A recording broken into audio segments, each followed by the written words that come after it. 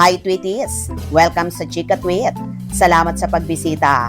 Kung mahilig ka sa latest Kim Pao updates, showbiz balita at mga nakakakilig na moments, nandito ka sa tamang channel. Kaya relax lang at tara na sa ating today's Chika. Semo Kimi, Paulo, matutupad na nga ba ang pagiging husband?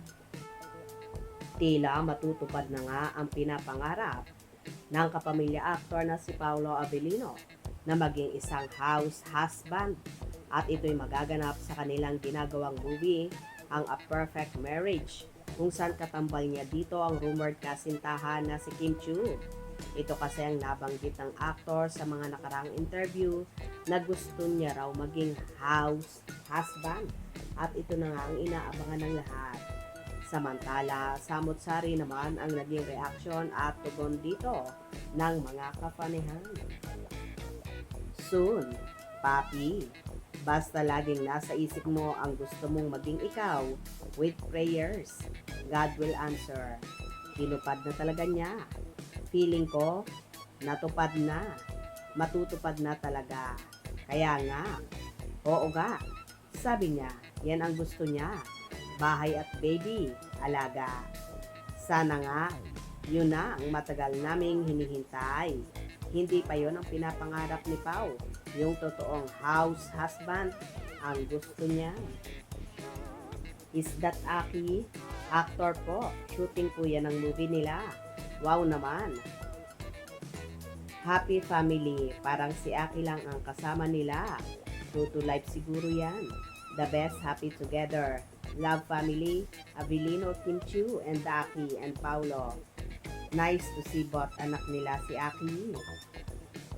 Based from to their true to life story movie. We love Kim Pao. Diba nakakakilig?